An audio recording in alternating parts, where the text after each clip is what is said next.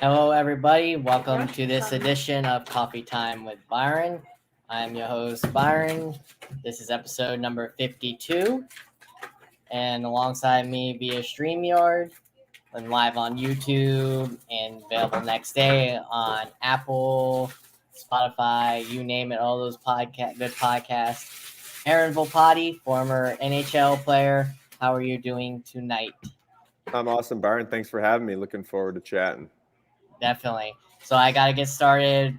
I know I usually talk about early in your day's career, but if you're still following the game, which I'm pretty sure you are, I got to ask you, how about your former teams? Are you keeping track of who you played with, how well they're doing so far this year in the NHL? Yeah, a little bit. I'll check the scores sometimes at night. I don't watch a lot of hockey. I'm busy with my little guy, playing and just enjoying that. And I mean, I like watching the playoffs, but regular season, yeah, I don't follow it too much. Like I said, I'll check highlights and stuff once in a while. But it was good to see my Caps win there a few years back, which was cool to see. But yeah, I mean, like again, I'll check the standings. I kind of have a pulse on where the teams are at and everything like that. So I stay in tune a little bit. Now I got to ask about, I know you retired before this, but how do you think those players felt playing last year with no fans? I'm sure it had to be like a practice Oh yeah, scrimmage. uh, Would you have been able to handle that? yeah. I mean, it is what it is, right? I like again, I didn't experience it, so it's just an outsider looking in, right? But there's definitely a big element of having that atmosphere there. So I mean, you'll probably hear a lot of different sides of that. I think, like anything, everyone's competitive. So once the puck's dropped, you kind of when the play's going, you kind of tune a lot of stuff out. At least I did. So when the game's going, it's just kind of going. I think what would be missing big time is just in between the whistles. That would have been really weird, I think. Which a lot of people don't really see if on television, right? If the building's empty, Oh the yeah, play of is course kind of the not. play, Yeah, right? But I yeah. think being in that atmosphere with just silence would be probably super weird. So, um, I mean, yeah, it is what it is. You handle it, but definitely be weird for sure. Now overall, how long in your playing career? How many minutes would you say you spend in the good old wonderful penalty box?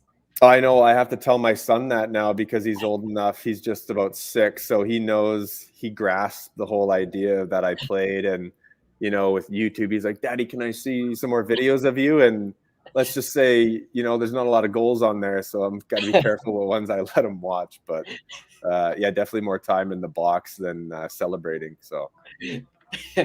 How many overall goals did you end up having compared to your penalty minutes? Well, I had 5 goals, so I remember those ones are pretty easy to remember. I don't know what my penalty minute total was. It wasn't crazy. I mean, I played smart and fought when I had to and picked my spots there. But yeah, definitely more penalty minutes than points. Maybe even time on ice. Who knows? That might be close, but. Now, I saw you also played for the Winnipeg Jets. Was this before or after they moved from the Atlanta franchise? So that was Manitoba for the Moose. So that Oh, was really? before. Yeah, that was before the Jets. That would have been 2010. So that was the Moose before the Jets came back. I don't know what year they came back. It would have I don't been. know either. I know it It feels would have so been long like, ago. yeah, 20. It would have been right around the lockout year. They would have came back, I think. Maybe the year before. But yeah, so I just kind of missed that transition too. I know the Moose are still there, so they have both teams. But So, what would you say about how many fights did you ever get in, and what caused them? Or it's a two-part question. How many fights did you get in? Actually, 3 point. Sorry, 3 point question. What caused most of your fights? And are fights in hockey good or bad for the sport? yeah, those are good questions. The number of fights I've been in, I couldn't tell you. It's definitely up there.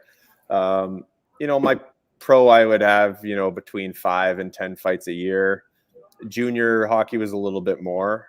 My first year or two, it was quite a bit, maybe 15, 20 fights a year.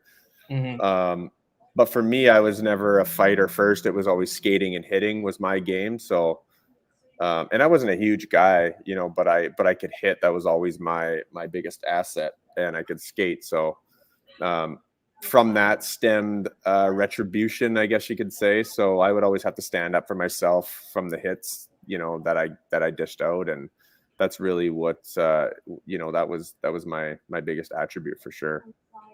And so, would you say, my third part of that question is, would you say it was good or bad for the sport of hockey to have fights? Yeah, no, I'm pro fighting for sure. I mean, again, like if you have someone on the other team that, a guy, like I use myself as an example, if I have a guy in the trolley tracks and, if I got, whoever on the other side, like I remember playing Boston and, guys like Lucic and Thornton and, these big heavyweights that, I might think twice before I run this guy through the boards because I know I'm going to have to fight one of those guys. Mm-hmm. So there's an element of that where you're going to have to answer the bell, right? If you give out a big hit. And it polices itself, and you got guys. There's not as many cheap shots because I'm gonna have to answer the bell because that guy's on the other side gonna come pound my face in if I do that, right? So there's always that element of it policing itself. So I think most guys you'll talk to that play the game will say there's definitely a place in the game for it. Again, the stage fighting, I'm all for. Getting rid of. I didn't love that part of it. I like this, the spur of the moment fights where if I get in a few shots with a guy and we go and we're actually mad, then it's, it's a little bit different and there's a different element there. That being said, you can still, change momentum of a game with a good scrap, and there's that, that's important too. But I mean, I think just the premeditated ones where, it's not necessarily needed, then yeah, I'm okay to get rid of those. So, but. Yeah, those are the ones those are the ones that I want to talk to you about, because those were the ones I think should not be in the game, is the ones that are staged and planned out. Because they're staged and planned out when the refs just sit by and don't do nothing. Yeah. Yeah, Like, what's funny too, and I mean, some guys have that switch. I should say all the fighters have that switch, but it's when does it come out, right? Like for me, if I'm going to square off with a guy, I never could get into that place where, I'm going to go in a fight and I don't really feel like I'm going into a fight, where I got to get punched in the face a few times and then the wires cross and that switch goes off and then you're in it. But sometimes that's too late, right? Especially with some of these big guys that you're fighting. Like I'm not a huge guy. I'm fighting guys way bigger than me. Whereas if I lay a big hit, and some guy, jumps me, or I'm already ready. Like that adrenaline's already spiked and I'm ready to fight. And I would do way better in those fights than, the square off and the slow dance. And those ones it's coming. You've thought about it all day and, it just kind of, that's all you're just thinking about. Whereas if you just go play your game and you make a big hit and it just kind of happens, it's just more organic. And I think that's better for the game. But, yeah, I think there's probably, mixed opinions on the whole fighting thing in general, but that's definitely where I stand. Now, was there ever a hit that you took in a game that you thought was like, oh, shit, my career is over in the NHL? Oh, crap. I know I'm going to come back, but I don't, was there that one hit that was like very memorable that you thought your career had ended on it? You mean because of a hit I gave out? Or that you took, yeah. Well, so I took a hit that essentially ended my career. It blew my neck disc apart, and I had to get same thing that Jack Eichel's going through. I had a fusion surgery from a hit from behind. So yeah, I mean that essentially put me out. I had another year on my contract after I had the surgery, but it wasn't where it needed to be. It was still so stiff to play with that. Now, since you say you have the same injury as him, and obviously you unfortunately didn't come back from it, do you see Jack Eichel coming back from it? Yeah, that's a tough one. I mean, I don't know what the disc replacement. I know what the disc replacement surgery is. I'm sure the technology's changed from when I had my surgery, but Mm-hmm. I mean, yeah, like I can weigh in on my opinion, and so can every expert out there. I mean, I was no Jack Eichel. Like no one really knew about my injury per se, but yeah, like I get that he doesn't want the fusion. It's, I've lived through it. There's been a few guys that have had it that haven't come back, so he's probably, been made aware of that, and the technology around the disc replacements probably changed a lot. So, I mean, at the end of the day, it should be up to him, and I think that whole thing's crazy. I think you're going to see a big sticking point in the next CBA of, guys' rights to their own bodies and that whole argument. So that to me was a little bit crazy, but I mean, that whole story's been entertaining and quite the whirlwind. I followed it a little bit, but yeah, I mean, at the end of the day, you make a choice and it should be your choice. So, I mean, yeah, I'm assuming he's going to get that replacement done and see how he goes. Now, in your career, were you ever able to? Because I love when the NHL established this. Every year, they would have at least 2 or 3 games. The Winter Classics. Were you ever a part of any of those? I was, yeah. I didn't play in it. That was, I believe that the year I just had my surgery the previous year. So I think that was my last year in Washington. I want to say we played Chicago. I could be wrong, but I'm pretty sure it was Chicago in 2015. So I had just been cleared to play. There's a chance it might have been 14. I'd have to look, but I'm pretty sure it was 2015. And I was just coming back from this surgery, and I only played like 2 or 3 games that last year, just because it was nowhere really near where it needed to be for me to play. And but yeah, it was cool to be a part of that atmosphere outside, and we packed the Nats stadium there. I can't remember what it's called. It's been too long since I retired, man. It feels like it was a couple years ago, but it's been 6 years and a bit. But yeah, I can't think of the Nationals Park either. I just it might be Nats Park, I think. I can't remember, but yeah, it's been too long. unless they changed it, yeah, it was always Nationals Park. So I don't know. Yeah. So, anyways, yeah, I was part of it. It was a great experience for sure. How cold were you? I know you had to be cold out there. I was cold because I wasn't playing.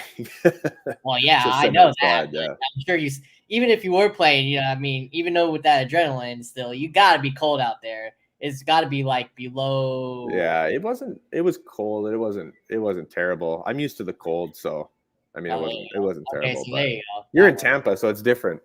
Well, yeah, of course. We get that weather down here. Yeah. No, I'm used to that. So yeah, moon, that's it, and then it goes away. Yeah. No, so it wasn't bad. So as you were saying about the new CBA agreement, that should be coming up with the NHL soon. I sure as heck don't want to see another work stoppage like there was after the Lightning won the Stanley Cup and they didn't have a chance to repeat back in after the 04 season. Right. Do you see them working out an agreement, or do you see another work stoppage coming that's above my pay grade. I don't know. I think there's going to be some sticking points there for sure. Yeah, I can't answer that. I hope not. But yeah, again, I mean, I don't really know. So tell us about this. I'm seeing, is this true? You were hospitalized due to a bonfire accident. What exactly happened?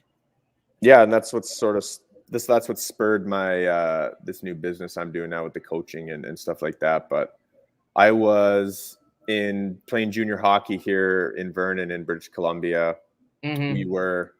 We were doing our party camping thing after our season ended, and I was messing around with gas and fire, and I had spilt a bunch of gas on myself, earlier in the night, not much earlier, 10, 15 minutes. And, I had kept what I thought was a safe distance from the fire, but I had probably about 1.5 liters of gas that had spilt on me. They were in bottles and I had them in my pocket and they broke. And, I felt like I was invincible. I was a 19-year-old and I was just being stupid. And, it cost me, but you live and you learn. And so anyways, I had gotten too close to the fire, threw my sweater in, again, what I thought was a safe distance. And I basically I blew up really. And yeah, long story short, I ended up getting helicoptered to Vancouver General Hospital. I woke up there the next day and, a full mummy. And, I had my little eyes showing, and I woke up and my parents were there crying, and everything kind of came back, and I was like, oh, I messed up big time here. At that moment, did you see your life flash before your eyes? Did you think you were going to die at that moment? Yeah, people asked me that before. Yeah, you know what? Everything kind of just goes quiet, and I didn't really think about that. No, it's funny, you're in like a state of panic, but I was also not in any pain because of that shock and that adrenaline. So I had guys chasing me around and trying to tackle me, and I was too fast. That was my problem. So I was like running around on fire, and guys are trying to catch me, but I was gone. And that's like a flight response, right? I always say, like, I couldn't fight that battle like I was a fighter in junior, but I mean, that's not a fight you're going to win. The gas fire, it doesn't, Right. You can't put it out. You got to smother it.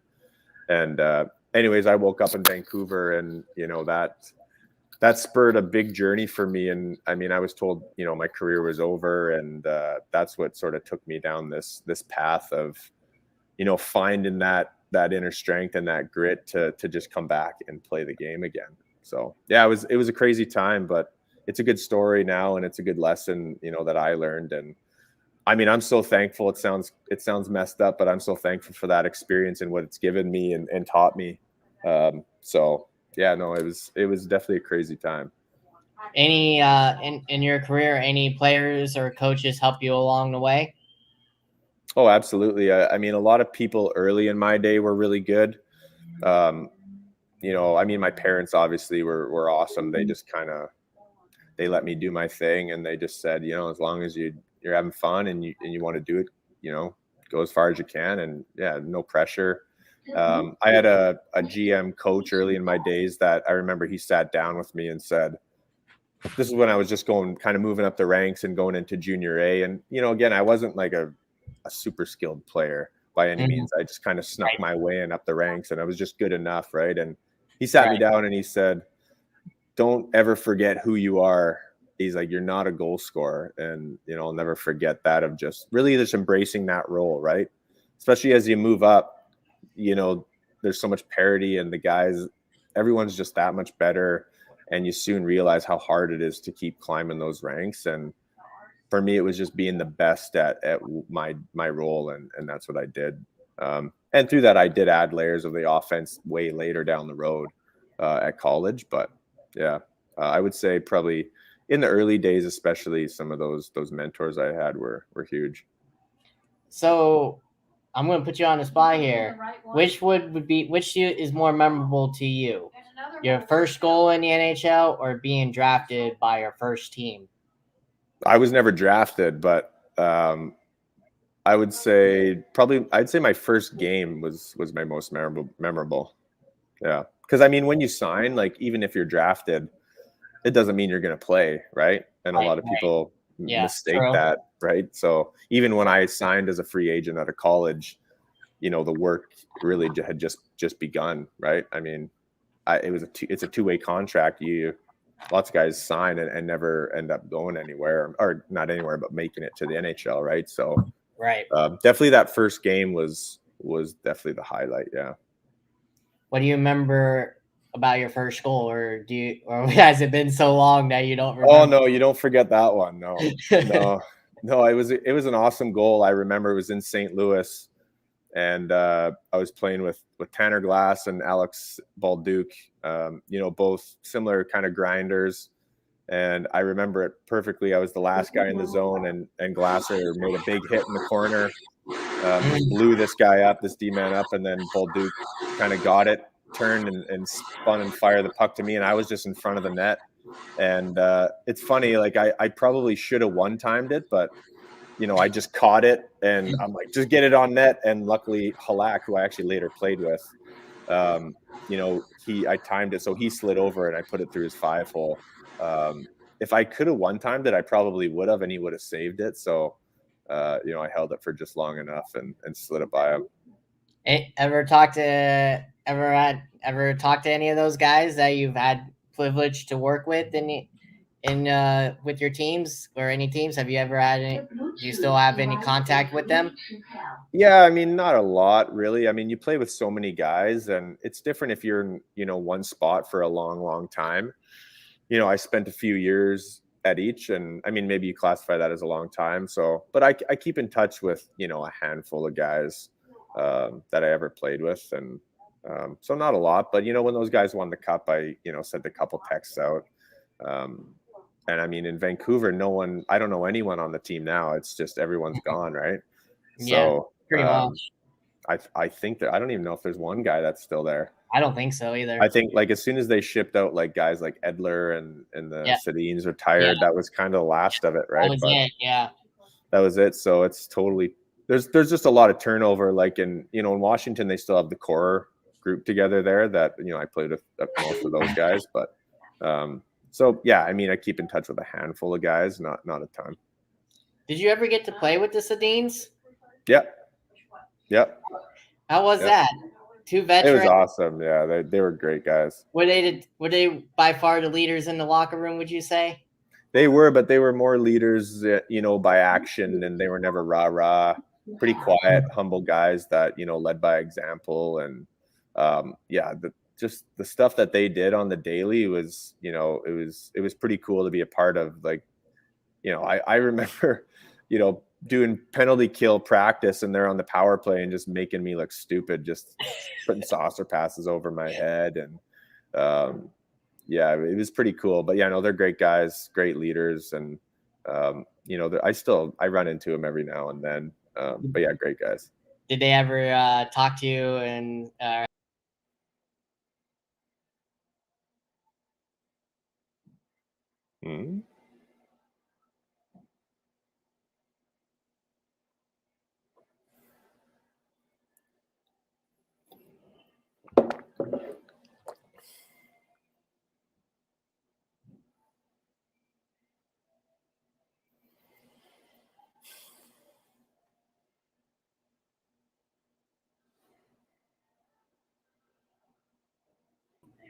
Sorry, can you hear me now? Sorry. Oh yeah, sorry, I can hear you. Yeah, I don't know what happened there. Okay, now that we're back. Okay, thank you. Sorry, people, we don't know what happened there. Minor glitch. All good. Glitch, yeah. But yeah, back to my question.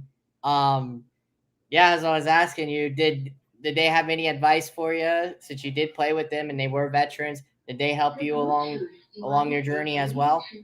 Yeah, absolutely. I mean, it was more on the day-to-day stuff that, that they would maybe chime in on. And I, if I ever, any of, the younger guys had a question or, wanted to pick their brain, they'd be all ears. Honestly, it was more just how they led, and, it was more just the action things they did that you could see that, really trickled through the rest of the team. That was probably the biggest takeaway and the biggest help.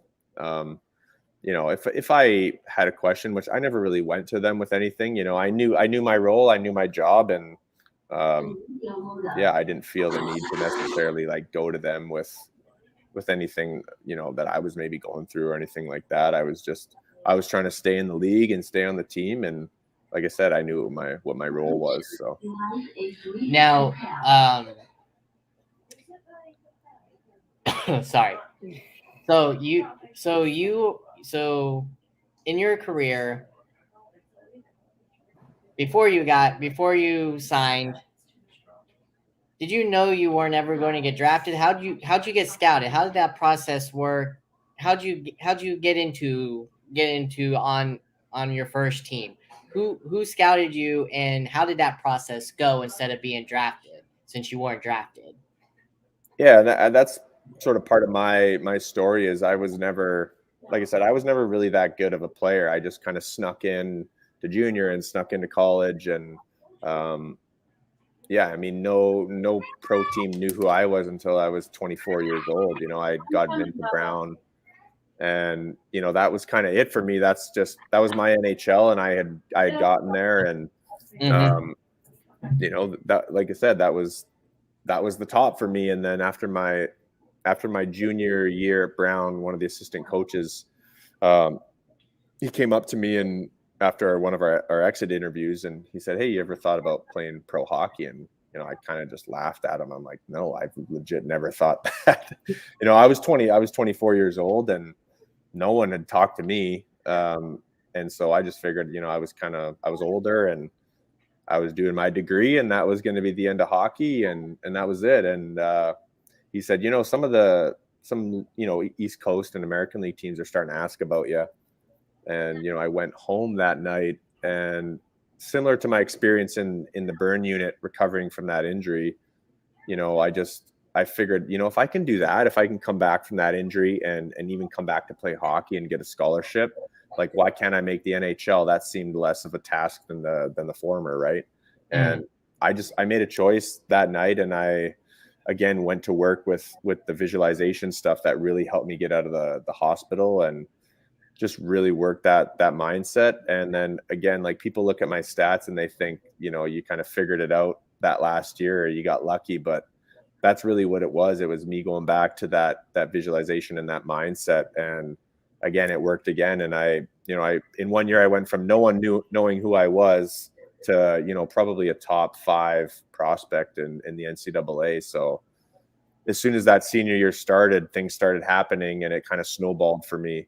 And my confidence just started shooting through the roof. And I was still playing my physical game. And I mean, you got to remember, I was 24, turning 25, playing against 18-year-olds.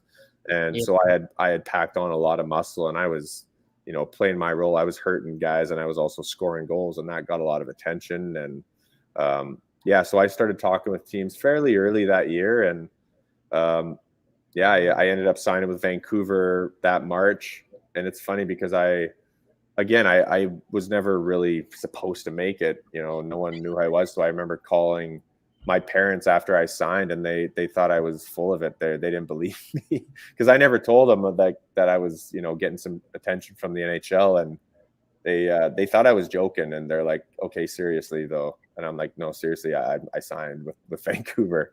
And so that was pretty cool, just to see that all happen. But yeah, I mean, it was just their college scouting, their amateur scouting, that started talking to me early that senior year at college in Brown, and it kind of just all started happening.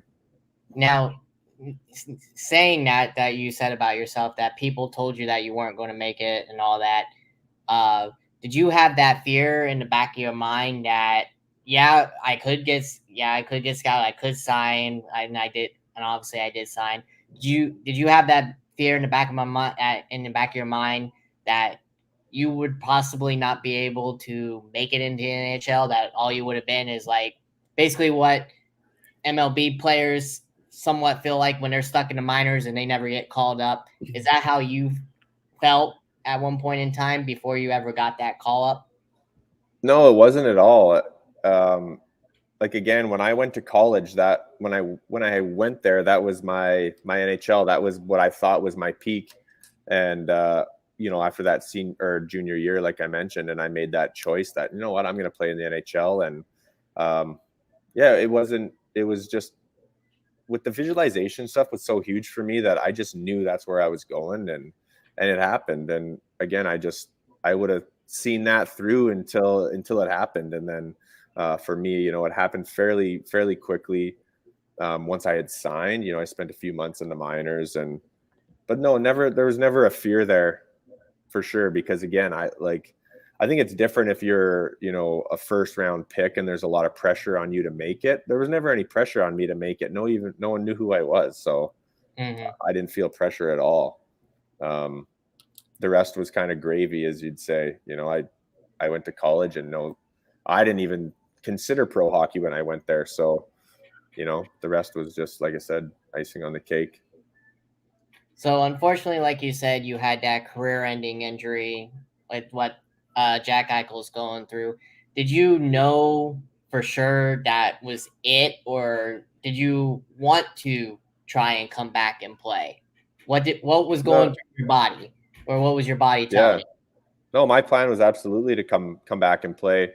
I still had another year on my deal, and yeah, it was my full intention to come back and play. And it was tough because I got cleared, around Christmas time my last year. So, and my deal was up. So I had, a couple months really to try and earn another contract. And, I came back and, I knew I wasn't ready, but at the same time, I kind of had to make a choice. If I didn't play, my career was done. I mean, I can't, especially with my role, sit out for, a year and a half and Right. expect to get a contract. So Right. deep down, like I was hesitant. My neck was still so stiff. And I mean, it got to a point where I was trying to play and I couldn't get out of bed the next day. It was just so stiff and sore that, I also didn't want to, further injure myself. And I think that's a big thing with the fusion is there's so much pressure on those adjacent discs for further, injury that, you got to be careful. And I went and saw the doctors and they said, yeah, you can't play with that amount of stiffness because the risk, just goes up so much with an adjacent herniation or, some injury there. So, and that was kind of how it went down.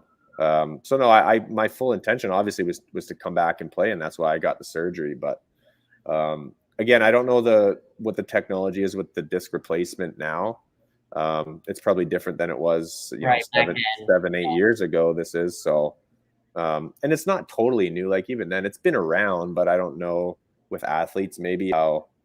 At the time, I felt confident in the fusion being, solid, but yeah, you kind of forget that it puts so much stress on those adjacent discs, that, I mean, Eichel I don't even know how old is he? 23. He's such a young guy that young guy. Yeah. I don't know if I'd want the fusion either. Like I know how I feel now and I couldn't come back and play. So yeah, I mean, I'd probably opt for that too. But yeah, to answer your question, no, I mean, that was my intention was to come back and play and I thought I'd be able to, but it wasn't the case.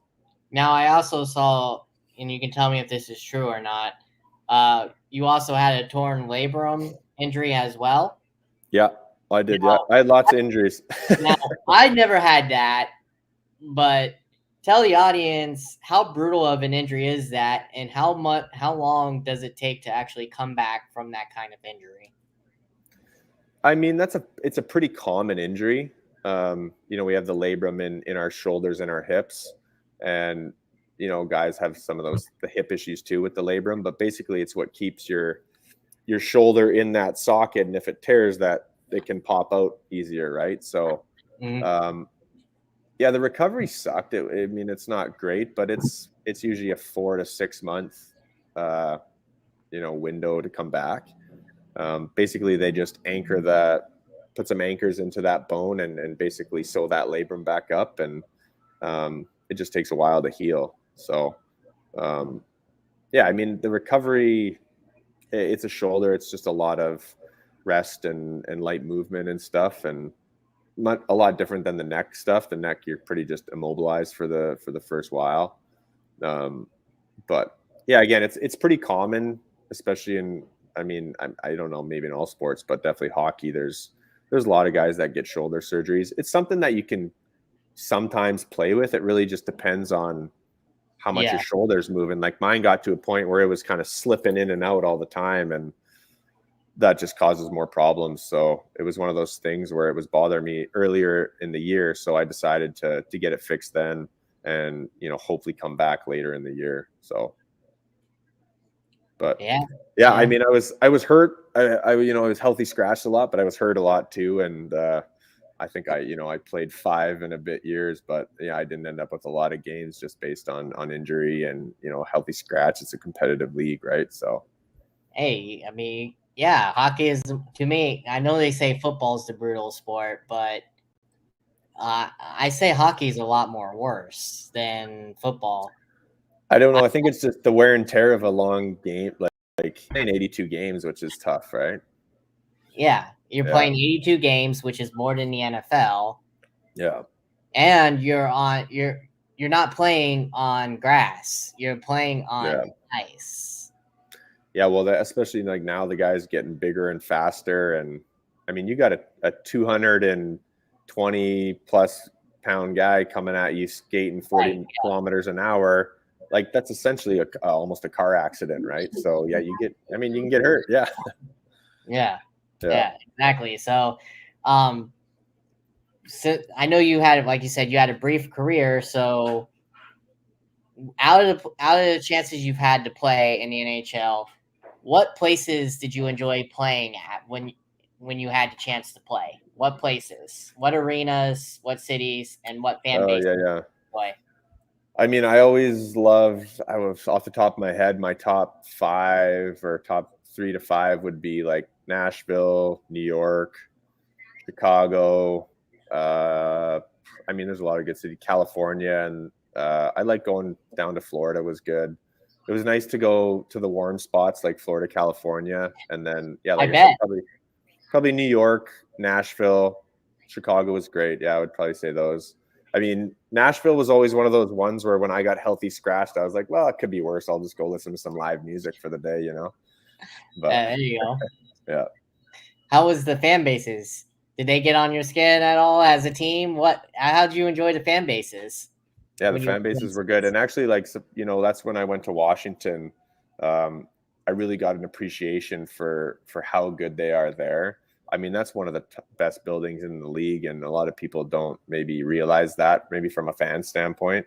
But yeah, we had great fans there. Loud and engaged the whole time.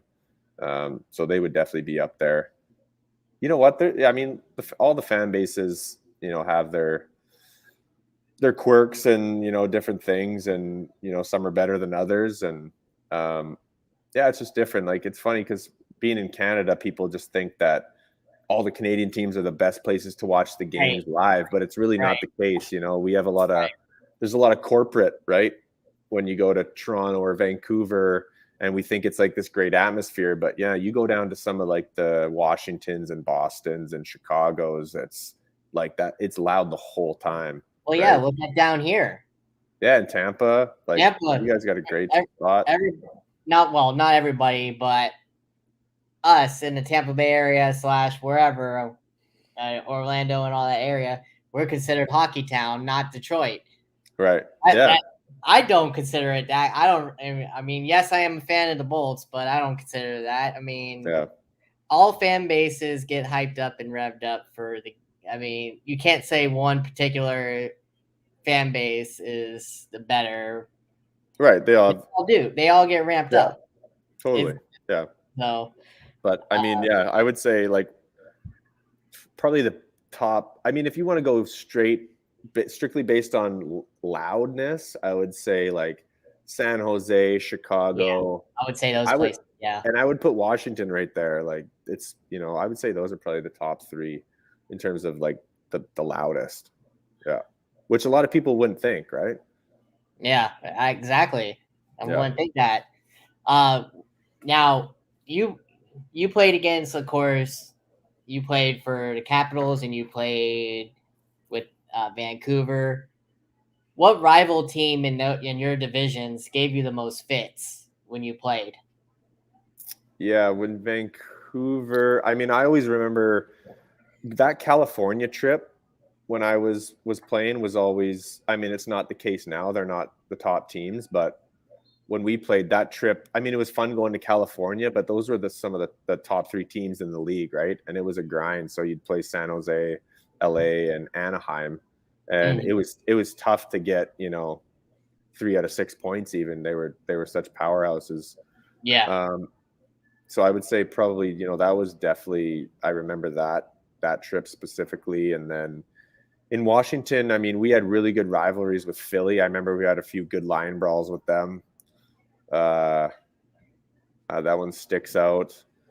I mean, in Vancouver, always like some of the Canadian teams like Calgary and Edmonton, close by. There were some good rivalries there too. I mean, Vancouver and Chicago was always a big one. They were all Chicago won the cup the one year, and then we beat them in 7. I think it was the following year. So yeah. there was always a big rivalry there. Yeah, and then out east, like I said, Philly stands out. New York was always a good one. The Rangers. Yeah, those are probably the biggest ones. What about the Bolts when you played the Bolts? Because I know you may have not played them in the playoffs, unfortunately, but I know uh, your team did at least play them. I mean, that was a rivalry in those years and still is to this day with the Capitals. There's a Yeah, rivalry, I think, between the Bolts and the Capitals. I'd say it's picked up probably since I retired more, but yeah, I mean, there was a little bit of a rivalry there, but I think it's definitely picked up steam the last 5 years, probably, with some good playoff series and whatnot. But Now, I know you don't know because you're not him, but I still got to ask you anyhow because you played with him. How many years do you think Alex Ovechkin plays for? well, he better play for his full contract because I have a signed stick from him. That's my retirement fund when he breaks the record. No, I'm just kidding. I won't. But it'll be a good keepsake. No, I think that guy's pretty versatile. I think he can play for a minimum of 5 more years if he wants to. I mean, look at his track record. He's never really been hurt too much, and he's not slowing down. What is he leading the league in goals again? Isn't he? Yeah. So, yeah, man. I don't know. I think he's. I mean, I can't speak for him. I haven't talked to him in 6 years, but he's got to be pretty motivated that's a possibility and an opportunity to break that record. And I'm sure, like, again, once everyone's they'll tell you that once you get a taste of winning and the cup, that you want more, right? So I'm sure he's hungry on both sides there for that and the goal record. So yeah, I mean, obviously, if he can stay healthy and if he wants to, there's not many guys that like scoring more than he does. So I do think he will play for at least for this contract. I think he's maybe got 4 or 5 more years. He seems pretty hungry and motivated to me. So yeah, I think he will. Now, I know you saw this. You had to have seen this. I have. A lot of people have seen this. This was on Sports Center. After they won the cup, the things that the guys do with the Stanley Cup, they showed Ovechkin. He actually slept with the cup. Yeah. Yeah. If you won the cup, would you have done that same thing that Ovechkin did? Would I sleep with it? Probably. Yeah, why not? I'd make sure I got my wife by my side, maybe, or if I wasn't married, a pretty girl. But yeah, I would definitely bring it to the bedroom. Yeah, why not? I just don't know. That just blows my mind. That why would you want to sleep with the cup? Why? Why not? You only get a certain amount of time with it, right? And I mean, yeah, you get it for that little bit of time, and you might not get it again. So yeah, damn right. I'd spend as much time as I could with it. Well, he actually. Well, I could see this. I could see possibly doing this. He did this too. There was footage of him drinking in the cup. I would do that at least. Oh, I'd be drinking in there, and I'd drink in there until I passed out with the cup. Is what I would do. Yeah. Now, did you ever have a chance to play in the playoffs in your career? I didn't know. So I was usually either hurt or it's funny. When I got called up to Vancouver, my first year, we went to the finals against the Bruins in Vancouver, and I'd played, I think, maybe 15 or 20 games my first year, got called back up in the playoffs, and our coach came in before game 7 of the finals, and I can't remember who was hurt. Someone was hurt, and he came in, and there was maybe 5 of us Black Aces, and he came in and said, "Hey, listen, neither you or you are playing," and it was between me and my centerman that I played with in the minors, and I'm like, man, I might get into play like game 7 and get a chance to win the cup. So I was close, but I mean, I probably would have played 2 minutes, but that's enough to get your name on the cup and a ring. Right. So yeah, it would have been cool. We ended up losing, but it was cool to be, a part of that experience. And, but other than that, I was usually hurt. And then we didn't make the playoffs the 1 year in Washington. And then, yeah, like I said, I was usually hurt. And then the 1 year or 2 years, I think we went and I didn't get a chance to play. Now, if you would have played in the playoffs, would it have been a different mindset than a regular season? How do you think that would be like as a player? Is it a different? I don't know about different. It's a bit of a reset, like the regular season's a grind, and it's a bit of a reset in the fact that it's, it's kind of a new season. But I mean, mindset in terms of like the game plan, not really. it's still another game at the end of the day. You're trying to win every game. Definitely, like, the pace goes up as you know, with the playoffs, and there's that sense of urgency, right? Because that's the challenge of the 82 game season, is you go through those lulls in the season because it's so long, whereas the playoffs is, you don't have time to step off that gas. So there's that mindset of, it's maybe more of a battle. You're hurt, more often, and just that pace can wear on you, I think. But again, I never played in a long run in the playoffs or anything, so I can't really speak to, other than my time before the NHL and playoff runs. But I definitely, like, obviously the pace goes up, which is a challenge. Now, I don't know if you watch any of the other sports, but I gotta ask this, and don't be biased, okay? Because I know you're a hockey player. Yeah. Which playoff series do you think is the most entertaining process? You got the baseball playoffs, which was the single elimination, then best of 5, then best of 7. Yeah. Football, single elimination. Basketball, same thing, and so is hockey, same thing as baseball. Which do you think is the ultimate prize? I know it's going to sound biased, but I hockey, I think, is most people will tell you it's the hardest trophy to win, right? Just because you have those 4 best of 7, series to get there. And I think the grind and the wear and just how physical the game is that takes on your body. I mean, for me personally, like, other than hockey, I don't watch a ton of sports, to be honest. But I mean, if I was to pick one, I'd say the World Series is definitely, my next one that I would watch. I don't follow football and basketball a lot.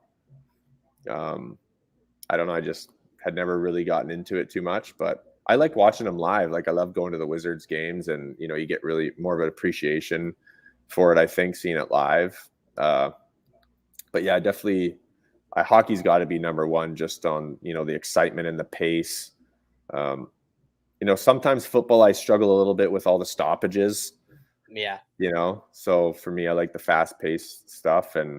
But yeah, I would say, other than that, I'd say the World Series. I wouldn't like the first rounds in baseball playoffs, not as much, but yeah, if you were to tell me the single elimination, like the wild card.